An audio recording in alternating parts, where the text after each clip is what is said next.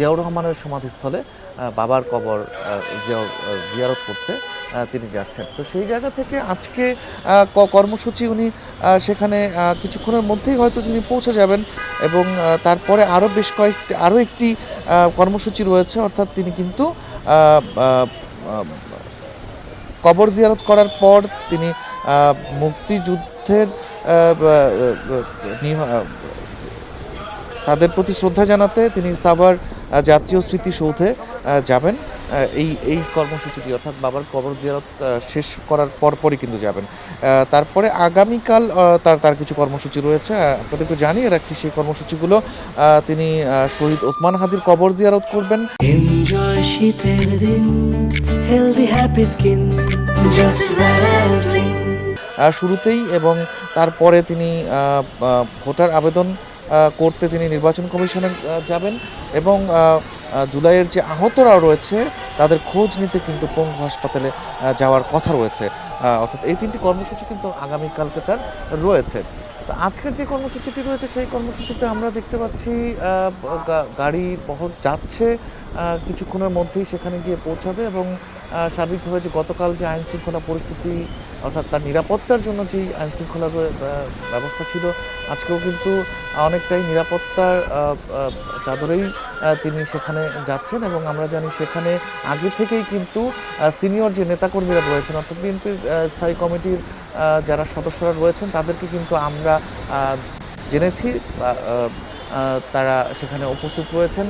সেখানে সালাউদ্দিন আহমেদ, ডক্টর মঈন খান থেকে শুরু করে যে বিএনপির যে স্থায়ী কমিটির সদস্যরা রয়েছেন তারা কিন্তু সেখানে উপস্থিত রয়েছেন এবং সেখানে কিন্তু বিএনপি যে নেতাকর্মী ঢাকা এবং ঢাকার বাইরের যে বিভিন্ন জায়গা থেকে নেতাকর্মীরা এসেছেন তারা কিন্তু অপেক্ষা করছেন তাদের প্রিয় নেতা তারেক রহমানের উপস্থিতির জন্য এবং তাকে দেখার জন্য এবং তার সাথে জিয়াউর রহমানের প্রতি যে শ্রদ্ধা জানানো হবে সেই শ্রদ্ধায় কিন্তু তারা অংশ নেওয়ার জন্য কিন্তু তারা সেখানে উপস্থিত হয়েছেন।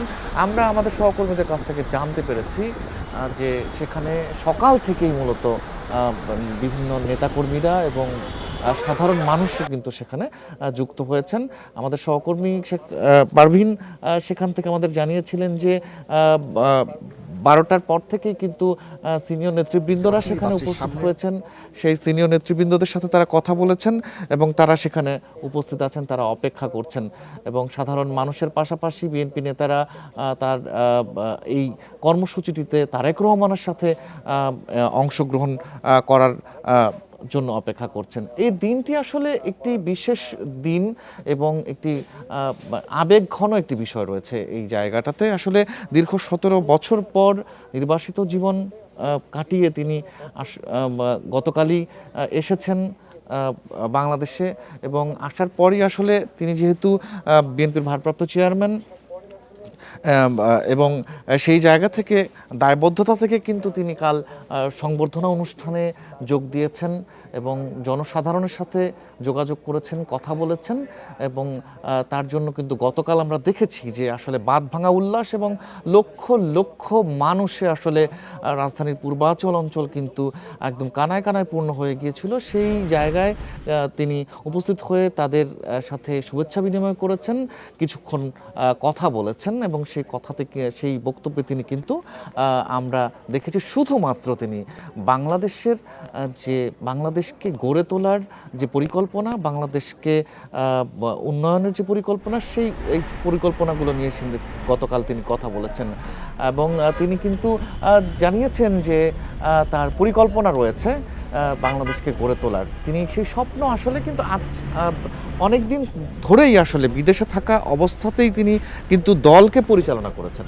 এবং সেই দলকে পরিচালনা করার সাথে সাথে কিন্তু ভার্চুয়ালি যুক্ত হয়ে কিন্তু তিনি প্রায় প্রতি সপ্তাহেই কিন্তু এই যে নেতাকর্মী এবং বিভিন্ন যে কর্মশালা রয়েছে সেই কর্মশালায় কিন্তু তিনি যোগ দিয়েছেন এবং সেখান থেকে তিনি কিন্তু দেশ গড়ার যে পরিকল্পনা, বিশেষ করে আমরা দেখেছি যে মাসব্যাপী কিন্তু 31 দফা অর্থাৎ দেশ পরিকল্পনার দেশ উন্নয়নের যে পরিকল্পনা সেই পরিকল্পনাকে কেন্দ্র করে কিন্তু তিনি 31 দফা তাদের দলের পক্ষ থেকে দেওয়া হয়েছে এবং এই 31 দফাগুলো নিয়ে কিন্তু তিনি নিয়মিত দলের নেতাকর্মীদের সাথে বিভিন্ন জেলায় জেলায়, বিভিন্ন ওয়ার্ডে ওয়ার্ডে, শহরের তিনি কিন্তু কর্মশালায় অংশগ্রহণ করেছেন নিয়মিত, এবং সেই বিষয়গুলো কিন্তু নেতাকর্মীদের জানিয়েছেন এবং তারা যেন জনসাধারণকে জানাতে পারে সেই বিষয়গুলো কিন্তু তিনি নিয়মিতই করে আসছিলেন।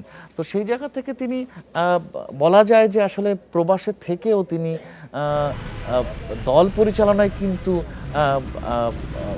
ছিলেন সব সময়। আসলে তিনি কিন্তু এই কর্মশালাগুলোতে যোগ দেওয়ার পাশাপাশি কিন্তু স্থায়ী কমিটির সাথে বৈঠক থেকে শুরু করে এবং দিক নির্দেশনা যত রয়েছে সেই দিক নির্দেশনাগুলো কিন্তু তিনি রয়েছে।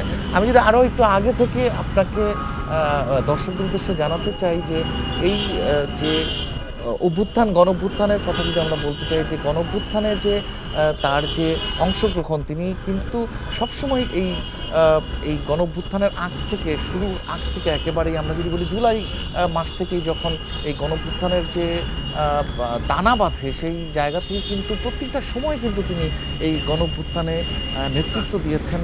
সেখান থেকে তার জায়গা থেকে তিনি প্রবাস জীবন থেকে তিনি কিন্তু নেতৃত্ব দিয়েছেন ছাত্র দল থেকে শুরু করে অঙ্গ সহযোগী সকল। রিফাত, আপনাকে ধন্যবাদ। আমাদের সহকর্মী রিফাত জানাচ্ছিলেন।